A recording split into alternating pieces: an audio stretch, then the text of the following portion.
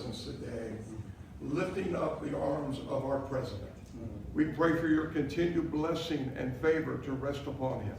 We pray for wisdom from heaven to flood his heart, his mind, and Lord, you will guide him in these challenging times that we're facing today. I pray for your grace and your protection over him. Yes. I pray for your grace and protection over our troops and all of our men and women. Father, we just pray you'll continue to give our president the strength that he needs to lead our great nation. जय हिंद दोस्तों। Donald Trump इस समय Iran war को एक religious war की तरह cell कर रहा है अपने आर्मी को। जी हाँ, यूएस आर्मी और यूएस नेवी को और यूएस एयरफोर्स को इस समय बोला जा रहा है उनके कमांडर्स के द्वारा, ये ऑफिशियल है, ऑफिशियली बोला जा रहा है कि ये जो है वॉर जो है ये आर्मगड्डन के लिए है। मतलब अगर ये वॉर लड़ा जाएगा तो इस वॉर में यूएस की जीत होगी और जीसस क्राइस्ट जो है ने डोनाल्ड ट्रंप को अपॉइंट किया है ईरान वॉर लड़ने के लिए। ये यूनाइटेड स्टेट्स के अंदर इस समय ऑफिशियली बोला जा रहा है। जो इजराइल के लोग हैं वो भी ये बोल रहे हैं कि भैया ये एक रिलीजियस वॉर है अभी। तो भयंकर यहाँ पे एक चीज़ें देखने को मिल रही हैं यूएस के अंदर। भारत के सिलीगुड़ी कॉरिडोर जो चिकन्स नेक के नाम से जाना जाता है, वहाँ पे अब एक नया यूनियन टेरिटरी बनने वाला है। जी हाँ, बहुत बड़ी खबर आज सामने आई है। इसके अलावा 3 बड़े अपडेट्स हैं आज सिलीगुड़ी कॉरिडोर को लेके। वेस्ट बंगाल के जो नए गवर्नर हैं वो अजित डोवल जी के डेप्यूटी रह चुके हैं नेशनल सिक्योरिटी एडवाइजरी काउंसिल के अंदर। और बिहार के जो गवर्नर हैं लेफ्टिनेंट जनरल सैयद आता हुसैन जो हैं उनको बना दिया गया है। बिहार वेस्ट बंगाल को लेके बहुत सारे डेवलपमेंट्स आज हुए हैं और इंडियन आर्मी के अंदर रीशफलिंग के अंदर अब हमारे ईस्टर्न कमांड के जीओसी भी चेंज हो रहे हैं अप्रैल 1 से। तो यहाँ पे क्या चल रहा है भारत के नॉर्थ ईस्ट में इस समय। इसके अलावा आज पाकिस्तान का आईएसआई और पाकिस्तान आर्मी जिम्मेदार है पंजाब पुलिस के 2 कर्मियों की हत्या करने के लिए। इस बात का खुलासा आज हुआ है। पंजाब में जो 2 पुलिस वालों की जान गई वो आईएसआई के कहने पे उनको मार दिया गया था। तो पाकिस्तान इस समय भारत के अंदर एक नया टेक्निक इस्तेमाल कर रहा है कैसे टेररिज्म फैलाने के लिए। तो क्या यह एक एस्केलेशन का कारण बन सकता है, इस पे भी आज बात करेंगे। लेकिन ईरान वॉर की बात करें तो अब रशिया जो है वो इसके अंदर शामिल हो चुका है। अब मैं ये क्यों बोल रहा हूं, क्योंकि रशिया जो है अब माना जा रहा है वो सीक्रेटली ईरान को सैटेलाइट फीड्स प्रोवाइड कर रहा है ताकि ईरान जो है प्रिसीजन टारगेटिंग कर सके यूएस के एयर डिफेंस सिस्टम्स पे, यूएस के रडार्स पे।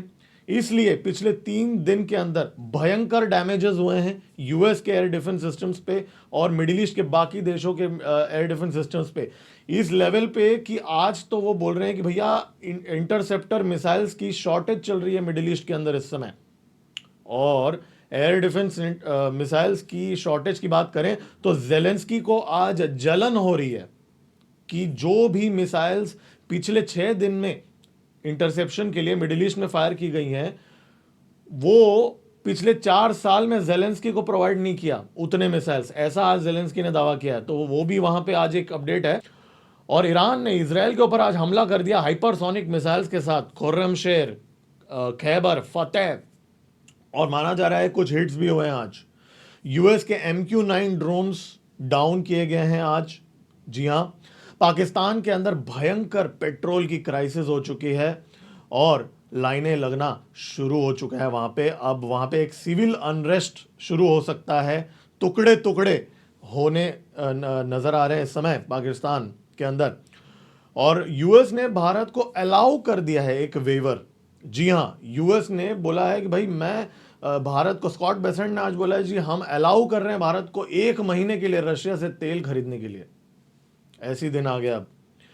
और इतना ही नहीं, और बहुत सारे अपडेट्स आज लेके आया हूं दोस्तों। बहुत टाइम लग जाता है सारे अपडेट्स को इकट्ठा करने के लिए। लाइक का बटन अभी दबाइए, सब्सक्राइब का बटन अभी दबाइए, बेल आइकन दबाइए ताकि आप कोई भी अपडेट्स मिस नहीं करेंगे।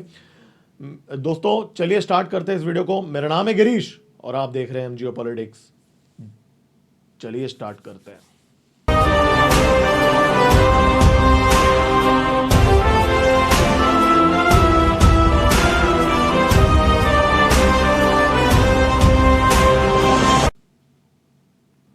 शुरुआत सबसे बड़ी खबर से करेंगे। सिलीगुड़ी कॉरिडोर के पास अब ये खबर आ रही है कि एक नई यूनियन टेरिटरी बनने वाली है। जी हां, बिहार के 4 डिस्ट्रिक्ट्स और वेस्ट बंगाल के 2 डिस्ट्रिक्ट्स को मर्ज करके एक नई यूनियन टेरिटरी बनने वाली है बहुत जल्द। बिहार के पूर्णिया, अरारिया, किशनगंज, कटिहार और वेस्ट बंगाल के मालदा, उत्तर दिनाजपुर मिलके ये नया स्टेट यूनियन टेरिटरी बनने वाला है इस समय। तो ये बहुत बड़ी अपडेट है। देखिए यहाँ पे बहुत हैवी एक्टिविटी देखी गई है। मैं अभी ऑलमोस्ट आप लोग जो लोग पुराने सब्सक्राइबर हैं, मुझे फॉलो कर रहे हैं, आपको पता होगा पिछले 4 महीने से हम ट्रैक कर रहे हैं कि यहाँ पे वेस्ट बंगाल में क्या चीज़ें हो रही है। पहले तो यहाँ पे जो नए गैरिसन्स बने हैं, मैं एक एक करके फटाफट गिना देता हूँ। अभी तो मुंह जुबानी याद हो गया मुझे, आप लोगों को भी याद हो गया होगा जो रेगुलर सब्सक्राइबर्स हैं, कि 4 गैरिसन बन गए, ठीक है, नए इंडियन आर्मी के। फिर उसके बाद में अंडरग्राउंड टनल्स एक सिलीगुड़ी कॉरिडोर के नीचे अनाउंस हुआ है, दूसरा असम में उस पार अनाउंस हुआ है नॉर्थ ईस्ट के अंदर। और उतना ही नहीं, फिर हाईवे की अपग्रेडेशन हुई है सिलीगुड़ी, वेस्ट बंगाल से लेके कोलकाता से लेके सिलीगुड़ी कॉरिडोर तक। फिर बुलेट ट्रेन की अनाउंसमेंट होती है, वाराणसी से लेके सिलीगुड़ी कॉरिडोर, दिल्ली से लेके वाराणसी तक, राइट। और वाराणसी से सिलीगुड़ी का जो हाईवे है, उस हाईवे की भी अपग्रेडेशन होती है। मोदी जी अभी 1-2 हफ्ते की पहले की बात है ना, इमरजेंसी लैंडिंग स्ट्रिप भी बनता है नॉर्थ ईस्ट के अंदर। और आज खबर आती है कि नई यूनियन टेरिटरी बन रही है, और आज ही और भी चीज़ें हो रही हैं।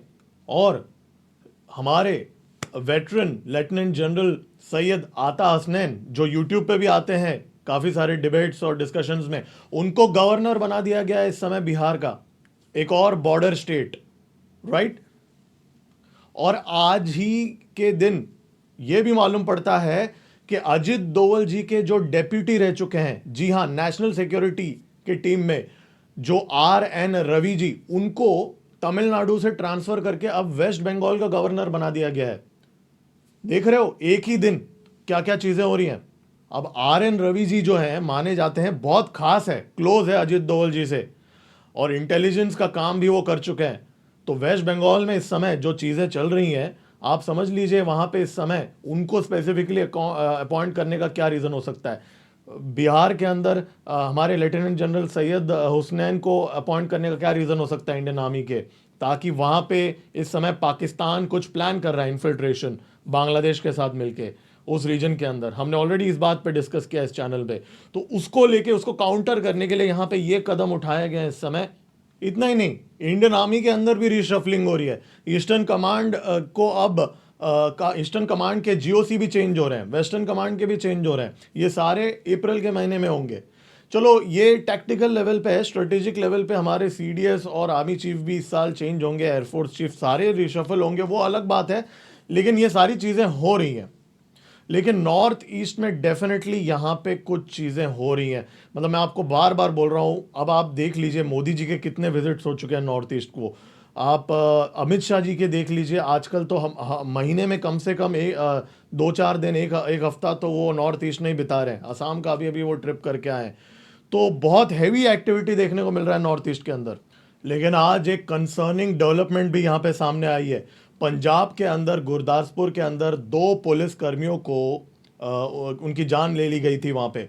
अब आज खुलासा हुआ है कि पाकिस्तान के आर्मी के जो ISI है, जी हाँ, पाकिस्तान का आर्मी का के साथ जो ISI काम करता है, उनके हैंडलर्स ये 2 पुलिस कर्मियों के हथियारों के साथ कोऑर्डिनेट कर रहे थे। 2 लोग पकड़े गए हैं वहाँ पे, और माना जा रहा है कि उन्होंने पूरी प्लानिंग के साथ एक टाइम चूज़ किया जब BSF का जो ट्रुप था वो एक फंक्शन अटेंड करने के लिए गया था। BSF का एक BSF का सोल्जर था और 2 पुलिस वाले थे उस पोस्ट के अंदर।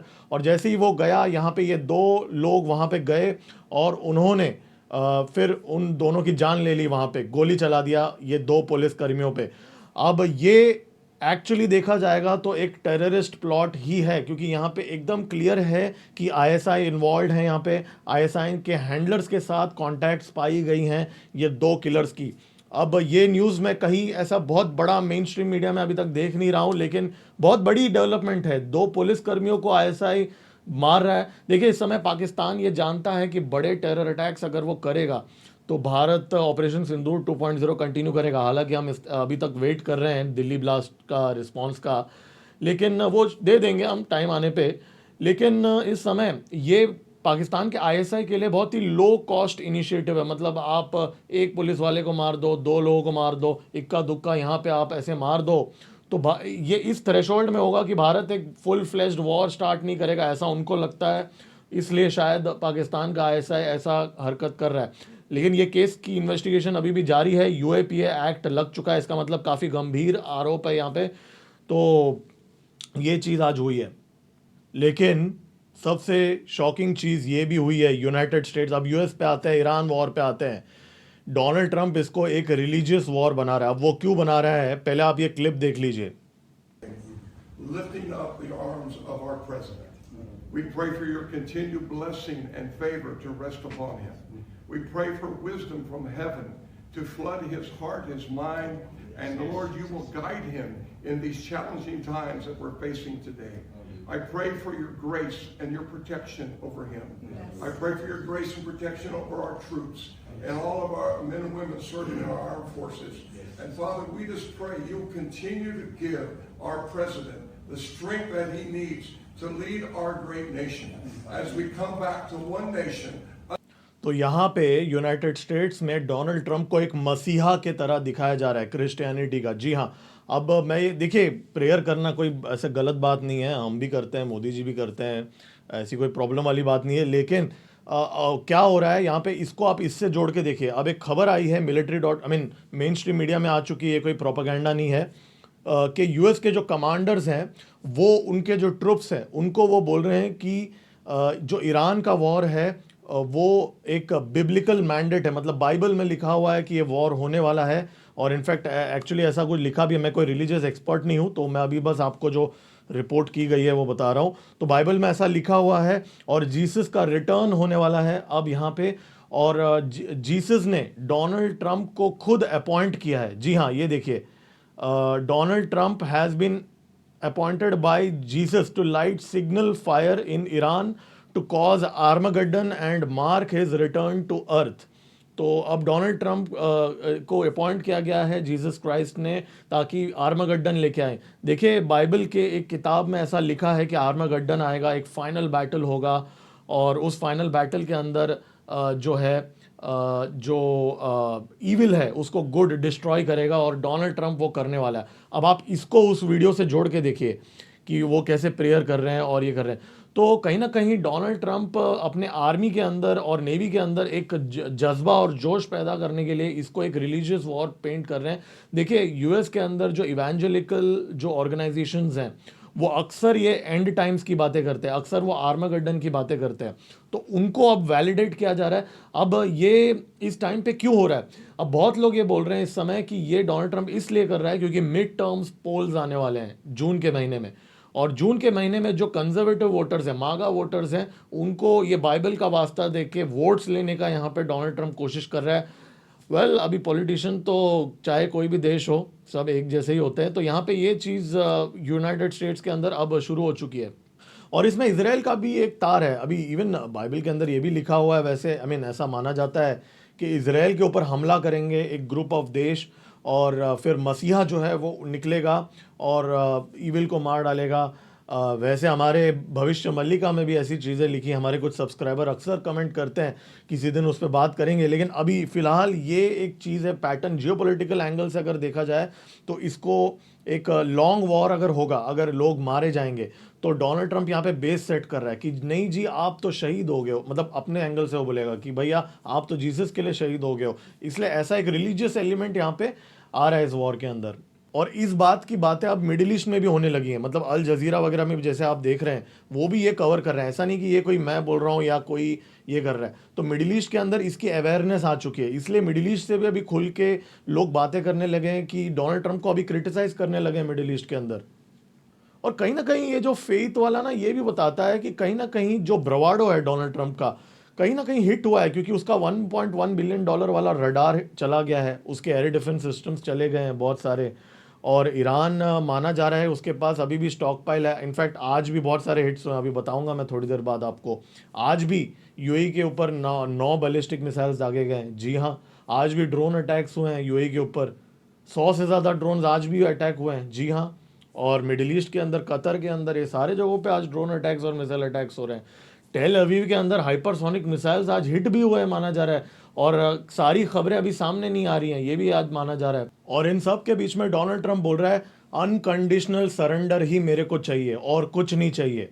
और उसने बोला कि भाई ईरान के जो लोग, उनका फ्यूचर बहुत ब्राइट है, हम उनको और इकोनॉमिकली स्ट्रॉन्गर बनाएंगे, हम उनको मजबूत करेंगे, उनको हमारे साथ काम करना चाहिए। IRGC को सरेंडर करना पड़ेगा और हम चूज़ करेंगे। ट्रम्प बोल रहा है कि मैं चूज़ करूंगा ईरान का नया लीडर कौन होगा और फिर ईरान को हम डेवलप करेंगे, ऐसा बोल रहा है। ऐसा बोलते बोलते तेहरान में उसने बहुत ज़्यादा भयंकर बॉम्बिंग कर दी है। कल हमने देखा था कितना बॉम्बिंग उसने तेहरान के अंदर कर दिया। तो अगर ऐसी बात है तो, बट एनीवेज क्या ही बोले, आजकल सिविलियंस पे हमला करना तो एक स्टाइल ही बन चुका है वॉर में। अनफॉर्चुनेटली ईरानियों ने भी तो हमला किया है ना यूएई के बिल्डिंगों में, रियाद के बिल्डिंगों में। लेकिन ये जो एंड टाइम्स वाला है ना, ये काफ़ी आज का इंटरेस्टिंग पॉइंट है। दोस्तों, अभी तक अगर आप ये वीडियो देख रहे हैं, इसका मतलब आपके टाइम का कुछ तो वैल्यू ऐड हो रहा है ना, तो लाइक का बटन दबाना तो बनता है बॉस। एक और बहुत बड़ी इंटरेस्टिंग अपडेट आज ये भी है कि रशिया जो है वो ईरान को जो रडार्स चाहिए, ईरान को, राइट, जो ईरान को टारगेट करने के लिए जो जो चीज़ें वो सब कुछ प्रोवाइड कर रहा है। सैटेलाइट इमेजरी देखिए, जो ब्लूमबर्ग ने आज ये पब्लिश किया, सॉरी वॉशिंगटन पोस्ट ने पब्लिश किया, वैसे वो आर्टिकल मैं दूसरे साइट से दिखा रहा हूँ आपको। वॉशिंगटन पोस्ट में या I think wall street journal ने पब्लिश किया है ये। अब माना जा रहा है कि ईरान के पास ये स्पेसिफिक इंटेलिजेंस कहाँ से आई कि अमेरिकन रडार्स कहाँ पे है, एयर डिफेंस सिस्टम्स कहाँ पे है। तो वो पूरा इंफॉर्मेशन जो है वो व्लादिमीर पुतिन, जी हाँ, रशिया में बैठ के प्रोवाइड कर रहा है ईरान के लोगों को। ऐसा आज दावा हुआ है, सेंसेशनल दावा हुआ है। और ईरान ने अभी क्या कर दिया है कि जो मिडिल ईस्ट के देश हैं, जैसे सऊदी अरेबिया, यूएई, यूएस के भी जो बेसिस हैं, उन सब के रडार और एयर डिफेंस सिस्टम्स पे पहले हमला कर दिया, और ऑयल फील्ड्स पे भी हमला कर दिया, और अब तो डेटा सेंटर्स पे भी हमला कर दिया। अमेजॉन का डेटा सेंटर, आज तो माइक्रोसॉफ्ट के डेटा सेंटर के ऊपर भी ड्रोन अटैक्स हुए हैं। जी हाँ, gas plants, petroleum plants, radars, air defence systems को ध्वस्त कर दिया ईरान ने काफ़ी सारे जगहों पे। तो इसके लिए बहुत इंटेलिजेंस की ज़रूरत होती है, स्पेसिफिक कोऑर्डिनेट्स की ज़रूरत होती है, और काफ़ी एक्यूरेट स्ट्राइक्स भी रहे हैं। ये हमें ये भी बताता है कि ईरान के पास इस समय जो मिसाइल्स हैं वो काफ़ी एक्यूरेट है, क्योंकि वो बराबर, आपने देखा होगा ना मेरे कल के वीडियो में, मैंने रडार हिट का बताया था परसों के वीडियो में, तो बराबर जहां रडार है बराबर वहां पे जाके हिट हुआ। तो 2-5 मीटर के एक्यूरेसी के अंदर यहाँ पे ईरान हिट कर रहा है, और ये बिना सैटेलाइट सपोर्ट के नहीं होगा। लेकिन इंटरेस्टिंग बात यह है कि ये जो पब्लिकेशन है, इसका दावा है कि चाइना इसमें इन्वॉल्व नहीं है, रशिया कर रहा है। अब ये मुझे थोड़ा सरप्राइजिंग लगा। ये वीडियो के रिकॉर्डिंग के टाइम पे कुछ फ्रेश अपडेट्स में मैं देख रहा हूँ। अभी भी अटैक्स चल रहे हैं, कुवैत में चल रहे हैं। इनफैक्ट अभी अभी हुआ है अटैक, इजराइल सदर्न बेरूट में कर रहा है। ईरान ने धमकी दी है कि कुर्दिस्तान पे हमला कर देगा। देखिए, कुर्दिस्तान में ना, यहाँ पे ये भी एक एंगल है कि अभी जो ईरानी कुर्द हैं और जो इराक के जो कुर्द हैं, दोनों ही इस समय एकदम ताव में आ चुके हैं कि भैया हम भी यहाँ ज़मीन लेके रहेंगे इस टाइम पे। और माना जा रहा है कि एक वहाँ का लोकल जर्नलिस्ट ने बोला है कि कुछ हेलीकॉप्टर्स वहाँ आए और उन्होंने कुछ साजो सामान वहाँ पे ड्रॉप किया। अब ये कुर्द वाले जो हैं वो ये हथियार लेके अब IRGC के साथ लड़ेंगे। तो पूरा यहाँ पे एक डिस्टेबलाइजेशन हो रहा है, बाल्कनाइजेशन हो रहा है ईरान का। अब ये वीडियो के रिकॉर्डिंग के टाइम में खमीनी के अकाउंट से एक और पोस्ट आया कि बहुत बड़ी गलती कर दी है जियोनिस्ट रेजिम ने। ये पहला पोस्ट है उसके एलिजिड डेथ के बाद में। अब ये एलिजिड मैं क्यों बोल रहा हूँ, क्योंकि भैया आजकल तो अब सिर्फ ट्रंप ने देखा है उसका फोटो दुनिया में, और किसी ने देखा नहीं है। बाकी आप समझ जाइए, भयंकर बॉम्बिंग चल रहा है अपना तेहरान के अंदर। कल भी मैंने आपको बताया था बॉम्बिंग खतरनाक चल रहा है वहाँ पे। और ईरान के अंदर देखिए अभी सिचुएशन ये है कि 1200, वेस्टर्न मीडिया बोल रहा है कि 1200 लोग मारे गए, बट जिस लेवल की बॉम्बिंग हमने देखा कल वीडियोस के अंदर, भयंकर बॉम्बिंग देख के तो लग रहा है उससे बहुत ज़्यादा मरे होंगे। लेकिन ईरान के ऑफिशियल न्यूज़ एजेंसी ने आज अनाउंस किया है 22nd barrage of hypersonic missiles आज ईरान ने दागे हैं। खुर्रमशेर, खैबर और फतह मिसाइल्स यहाँ पे दागे हैं। खुर्रमशेर का देखिए क्या है ना, वो 2 टन का उसका एम्यूनिशन होता है, तो बहुत ताकतवर और डिस्ट्रक्टिव होता है खुर्रमशेर 4, लेकिन वो इंटरसेप्ट हो जाता है क्योंकि उसका मार्क 8 स्पीड होता है। मार्क 8 तो मैं ऐसे बोल रहा हूँ जैसे कि बहुत स्लो है, हमारे पाकिस्तानी आज भी 0.8 वाले मार्क वाले मिसाइल लेके चल रहे हैं।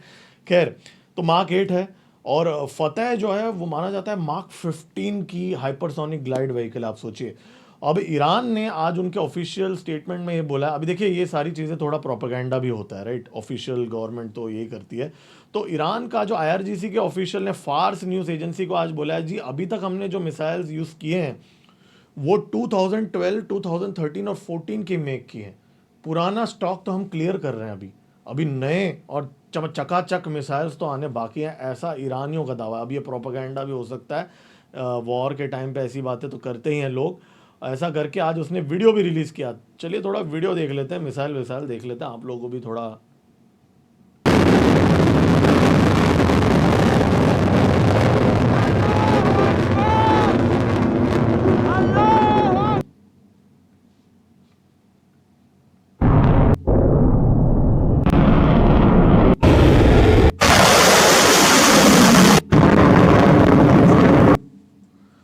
इंटरेस्टिंग इंटरेस्टिंग इसके लिए है क्योंकि इन लोगों ने जो वीडियोस दिखा रहे हैं ना, अब ये वीडियोस पुराने हैं नए हैं किसी को कुछ नहीं पता, तो फुल ऑन इंफॉर्मेशन वॉरफेयर भी यहाँ पे चल रहा है। अब इन सब के बीच में ज़ेलेंस्की को जलन होने लगी है, ईर्ष्या होने लगी है बहुत, आज उसने एक स्टेटमेंट दिया कि भाई ये जो पेट्रियट मिसाइल्स जो हैं ये मिडिल ईस्ट के अंदर पिछले 3 दिन के अंदर जो फायर हुए हैं, उतना तो हमने यूक्रेन ने 2022 से लेके आज तक नहीं किया। मतलब हमको पेट्रियट मिसाइल्स तो इतने दिए ही नहीं गए जितना मिडिल ईस्ट के अंदर इस्तेमाल हुआ है पिछले 6 दिन के अंदर। तो यहाँ पे कहीं ना कहीं एक जलन दिख रही है ज़ेलेंस्की के ऊपर। More than 800 missiles have been used, ऐसा ज़ेलेंस्की ने बोला है। तो 800 इंटरसेप्टर मिसाइल्स इस समय इस्तेमाल की गई है मिडिल ईस्ट के अंदर, और मल्टीपल रिपोर्ट्स आ रही है। अभी देखिए टैस जो है, ये जो मैं दिखा रहा हूँ, ये रशिया का एजेंसी है, तो ऑब्वियसली वो अपना प्रोपेगेंडा फैलाएंगे, लेकिन रशियंस का दावा यहाँ पे ये है कि यूनाइटेड स्टेट्स के पास अब मिसाइलें कम हो रही हैं क्योंकि साल का सिर्फ 600 मिसाइल बनाने की कैपेसिटी लॉकहीड मार्टिन के पास है पेट्रियट के, ठीक है। अब 6 दिन के अंदर ऑलरेडी 800 खर्च हो चुके हैं। अब इनके पास पूरे मिडिल ईस्ट में मिला के कितना स्टॉक पाइल होगा, वो आप अंदाज़ा लगा सकते हो। और ये जो स्टॉक पाइल है सिर्फ मिडिल ईस्ट के लिए नहीं है जो यूएस में बन रहा है, वो यूक्रेन के लिए भी है, और अभी अभी ज़ेलेंस्की ने भी बोला है। तो यहाँ पे शॉर्टेज ऑफ इंटरसेप्टर मिसाइल्स की भी यहाँ पे बातें हो रही हैं। अब ये मैं क्यों बोल रहा हूँ, क्योंकि मिडिल ईस्ट के जाने माने जो कमेंटेटर हैं, उन्होंने आज दावा किया है कि यूनाइटेड स्टेट्स और इजराइल ने कहीं ना कहीं मिडिल ईस्ट को इस वॉर में धकेल दिया है, और अब वो उनको डिफेंड कर रहे हैं। जो भी एयर डिफेंस सिस्टम्स है वो इजराइल को डिफेंड कर रहे हैं। हाँ जी, हमको तो कोई डिफेंड ही नहीं कर रहा है। लेकिन मैं कहीं ना कहीं ये मानता नहीं हूँ, क्योंकि जो भी मिडिल ईस्ट के देश हैं उन्होंने तो भाई पैसे दे के खरीदे हैं ना एयर डिफेंस सिस्टम्स यूएस से, तो इस्तेमाल कीजिए आप, वो अपना डिफेंड करेंगे, आप अपना करो। और देखिए ये शॉर्टेज वाली बात ना, ये यूरोपियन यूनियन की कमिश्नर ने भी बोला है, ये देखिए आप, ये इकोनॉमिक टाइम्स में पब्लिश हुआ है, तो ये अभी प्रोपेगेंडा भी नहीं है। यूरोपियन यूनियन के कमिश्नर ये बोल रही है कि अब यूएस के पास वो कैपेसिटी ही नहीं है कि वो यूक्रेन और मिडिल ईस्ट दोनों को सपोर्ट कर सके। जी हाँ, तो यहाँ पे जी जिनपिंग जो हैं, अब उसको कोई नया आइडिया नहीं आना चाहिए कि भाई ये सब देख के कि ये सही टाइम है, आप समझ रहे हो ना, वैसे वो कुछ करेगा नहीं। पाकिस्तान की बात करें तो अफ़गानी उनकी ठुकाई कर रहे हैं एकदम मस्त मस्त। तालिबान जो है वहाँ पे अब सब लोग, टर्की, सऊदी अरेबिया और बाकी भी जो मिडल ईस्ट के देश है, इवन ईरान भी, अरगची जो खुद जिसको मीडिएशन की ज़रूरत है इस समय, वो सारे लोग बोल रहे हैं जी अफ़गानिस्तान और पाकिस्तान के बीच में सीज़ फायर हो जाना चाहिए। लेकिन अफ़गानी जो हैं वो मान ही नहीं रहे हैं। जी हाँ, ऐसा नहीं है कि पाकिस्तान ये कर रहा है। अब अभी डेड टोल तो मैंने गिनना बंद कर दिया है, क्योंकि दोनों साइड, पाकिस्तान और अफ़गानिस्तान दोनों ही फेंक रहे हैं। जी हाँ, पाकिस्तानी तो कुछ भी जो मुंह में आया नंबर बोल रहे हैं कि इतने लोग मार दिए, उतने लोग मार दिए। असली में ग्राउंड सिचुएशन में जो रिपोर्ट्स मिल रही हैं दोनों साइड का देख के लग रहा है कि बहुत सारे पोस्ट्स, माना जा रहा है कि 30 to 40 पोस्ट्स अभी अफ़गानिस्तान के कंट्रोल में है, पाकिस्तान के, और पाकिस्तानियों के ने भी 10-15 पोस्ट अफगानिस्तान के कैप्चर किए हैं और फाइटिंग अभी भी स्पोरैडिक वे में चल रहा है और पाकिस्तान लड़ नहीं पा रहा है। इसके लिए उसने अभी एक रिपोर्ट के अनुसार एक ISIS का कमांडर है, उसको अपॉइंट किया है आसिम मुनीर ने कि वो जितने भी टेरर ग्रुप्स हैं उस एरिया के अंदर उन सबको जोड़ के BLA के खिलाफ लड़ने के लिए। जी हाँ, पाकिस्तान आर्मी लड़ नहीं पा रही है। ऑपरेशन हियर ऑफ 2 में उनकी हार हो गई थी, जहाँ पे कब्जा भी कर लिया था BLA ने पाकिस्तान के आर्मी से बहुत सारे लोकेशंस। अब पाकिस्तान ISIS का मदद ले रहा है BLA से लड़ने के लिए और अफगानी जो हैं वो छोड़ेंगे नहीं पाकिस्तान को। पाकिस्तान की बात करें तो फ्यूल शॉर्टेज भयंकर वहाँ शुरू हो चुकी है। लोग अभी बस लड़ना बाकी है, धीरे धीरे एक दूसरे को नोच खाएंगे क्योंकि भैया वहाँ पे अभी वर्क फ्रॉम होम अनाउंस कर दिया गया है। 4 डे वर्किंग की भी बातें चल रही है पाकिस्तान में। अब लश्कर तैयबा और जैश ए मोहम्मद जैसे टेररिस्ट जो हैं वो अब वर्क फ्रॉम होम करेंगे, मतलब अब घर के अंदर वो बॉम्ब शायद बनाएंगे क्योंकि आउटडोर एक्टिविटी वो नहीं कर पाएंगे। देखिए अब भारत के अंदर भी बहुत सारे आइडियाज़ आ रहे हैं, लोगों को बोल रहे हैं जी अब पाकिस्तान आर्मी के पास भी फ्यूल की शॉर्टेज हो जाएगी इन हालातों के अंदर, कहीं आप समझ रहे हो ना। लेकिन पाकिस्तान की बात करें तो भाई आज कॉमेडी टाइम का समय आ चुका है। बहुत सारे वीडियोस में मैंने कॉमेडी टाइम नहीं किया अभी, तो कॉमेडी माने पाकिस्तान, यूजुअली पाकिस्तान से ही क्लिप होता है जहाँ पे हम 1-2 क्लिप देखते हैं comedy just for comic relief, usually वो पाकिस्तान से होता है। तो आज एक वीडियो वायरल हो रहा है, तो ये देख लीजिए, बिजली से रिलेटेड है, पाकिस्तान से रिलेटेड है। अगर अब हम बात करें 1974 की वो जो सेकंड अमेंडमेंट थी, did he ever bring that up at a lecture or even personally किसी को बताया हो how he felt about that whole situation? He was devastated. उसके बाद तो वो टूट गए, बिल्कुल टूट गए। उनको काबू करके उनमें से बिजली पैदा की जाए। ये हमारे एटॉमिक एनर्जी कमीशन के डायरेक्टर थे सैयद बशीरुद्दीन महमूद, जिनकी ये तजवीज़ थी कि अल्लाह ताला ने आपको और मुझको तो मिट्टी से बनाया है ना, फरिश्तों को और जिनों को आग से बनाया है। वो एक आतिशी कुव्वत है, जमा कर लो उनको और पाकिस्तान के जो तवानाई के मसाइल है, बिजली के मसाइल है, वो हल हो जाए। इस तरह की नॉनसेंस उस जमाने में बहुत आम हो गई थी इस्लामिक साइंस के नाम से।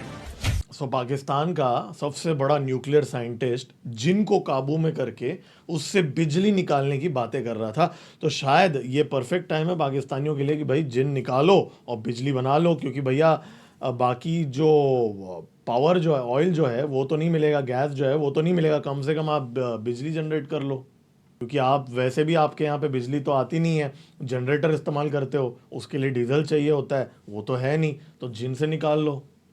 देखिए श्रीलंका की बात करें तो आज श्रीलंका ने 208 क्रू मेंबर्स, जो ईरान की जो शिप थी जो कल हमने डिस्कस किया था ना, जो दावा किया जा रहा था कि वो कोई क्या बोलते हैं कॉम्बैट शिप नहीं थी, तो उस शिप के 208 क्रू मेंबर्स को आज रेस्क्यू कर लिया है, उनको शरण दे दिया है। अब माना जा रहा है कि इसके बाद में ईरान के और US के रिलेशंस इम्पैक्ट हो सकता है, लेकिन एक बात तो मानना पड़ेगा श्रीलंकन्स का, उन्होंने हिम्मत दिखा, एक छोटी सी देश है लेकिन फिर भी उन्होंने हिम्मत दिखा के ये चीज़ किया। तो दोस्तों ये थे आज के अपडेट्स। सबसे बड़ी खबर तो आज मुझे ये लगी कि सिलीगुड़ी कॉरिडोर के अंदर इतनी एक्टिविटीज़ चल रही हैं, तो डेफिनेटली यहाँ पे एक हमें पता नहीं कि if there is any surprise planned north east के अंदर। पंजाब के अंदर जो ISI जो पुलिस वालों को यहाँ पे मार रहा है, उसको क्या हमारी सरकार इग्नोर करने वाली है, क्योंकि ये सिर्फ एक दो क्वांटिटी में लोग मर रहे हैं, तो क्या ऐसा कुछ होने वाला है, ये भी एक प्रश्न उठता है। क्या हम रिस्पॉन्ड करने वाले हैं इसको? ईरान वॉर के अंदर मिसाइल की शॉर्टेज की आवाज़ें अभी धीरे धीरे बढ़ रही हैं, कल भी मैंने बोला था, आज भी ये चीज़ सामने आई है। और रिलीजन को यूनाइटेड स्टेट्स इस समय लेके आ रहा है डोनाल्ड ट्रंप, जैसा हमने डिस्कस किया इस वीडियो के अंदर। फ्यूल क्राइसिस, आग लग चुकी है पूरी विश्व के अंदर इस समय फ्यूल का, तो ये सारी चीज़ें चल रही हैं आज। तो दोस्तों इस वीडियो को लाइक ज़रूर कीजिए, लाइक का बटन अभी दबाइए, बहुत टाइम लग जाता है सारी खबरें इकट्ठा करने के लिए, और सब्सक्राइब का बटन दबाइए, बेल आइकन दबाइए ताकि आपको कोई मिस ना हो वीडियोस और आपको नोटिफिकेशन आए। सुपर स्टिकर खरीद के आप इस चैनल को सपोर्ट कर सकते हैं। इससे क्या होगा, मैं प्रोडक्शन क्वालिटी को और इम्प्रूव करूँगा और बेटर बनाने की कोशिश करूँगा। और दैट्स अबाउट इट। तो ये था आज का वीडियो दोस्तों, उम्मीद है आप लोग को ठीक लगा होगा। मिलते हैं अगले वीडियो में। मेरा नाम है गिरीश और आप देख रहे हैं जियो पॉलिटिक्स। जय हिंद, भारत माता की जय।